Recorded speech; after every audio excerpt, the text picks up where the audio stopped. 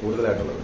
അപ്പോൾ അത് region base നിന്റെ ഇൻട്രസ്റ്റ് ബേസ് അത് മാറിക്കൊണ്ടിരിക്കും. അപ്പൊ നിനക്ക് പെട്ടെന്ന് ജോലി ഇട്ടാണ് നീ പ്ലസ് ടു കഴിഞ്ഞാൽ നിനക്ക് ജോലിക്ക് പോകാൻ പറ്റും. പക്ഷെങ്കിൽ നിന്റെ ഒരു പ്രൊഫഷൻ നീ അത് ഒരു സെലക്ട് ചെയ്തതിനു ശേഷം ആ പ്രൊഫഷനിൽ നീ ഏറ്റവും ടോപ്പ് ആവാൻ ശ്രമിക്കുക.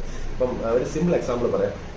നമുക്കിപ്പോൾ ഒരു 70% മാർക്കേ ഉള്ളൂ എന്ന് വിചാരിക്കാം. അപ്പൊ നേഴ്സിംഗ് നമ്മുടെ കേരളത്തിൽ കോളേജിൽ അഡ്മിഷൻ കിട്ടുന്ന ഗവൺമെന്റ് സെക്ടർ അഡ്മിഷൻ കിട്ടുന്ന 99% മാർക്കുള്ളവരാണ്.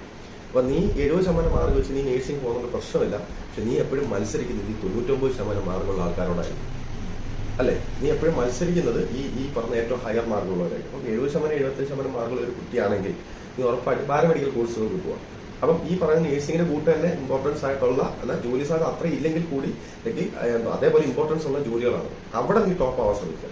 ആ ക്യാമ്പസിൽ ആ കോഴ്സിൽ അല്ലെങ്കിൽ ആ പ്രൊഫഷനിൽ നീ ടോപ്പ് ആയി കഴിഞ്ഞാൽ നിനക്ക് എത്രയും പെട്ടെന്ന് ജോലി കിട്ടും. അല്ലാതെ എല്ലാവരും പോകുന്ന പ്രൊഫഷനിൽ പോയിട്ട് ഈ പറയുന്ന മാർക്ക് കുറഞ്ഞിട്ടും ആ പ്രൊഫഷൻ ചൂസ് ചെയ്ത് പോയി കഴിഞ്ഞാൽ നിനക്ക് അവിടെ നീ കോമ്പറ്റീറ്റ് ചെയ്യുന്നത് നീ ഇത്രയും ലെവലുള്ള ആൾക്കാരോടായിരിക്കും. അപ്പൊ എപ്പോഴും ആ ഒരു വിഷനോട് കൂടി മാത്രം പ്രൊഫഷനെ സമീപിക്കുക. ആ പ്രൊഫഷന് വേണ്ടുന്ന സെലക്ട് ചെയ്യാൻ നിനക്ക് പറ്റുന്നില്ലെങ്കിൽ ഒരു ആപ്റ്റിറ്റ്യൂഡ് ടെസ്റ്റ് ഉണ്ട്. അത് നമുക്ക് ക്ലിയർ ആയിട്ട് നമുക്ക് ചെയ്യാൻ പറ്റും.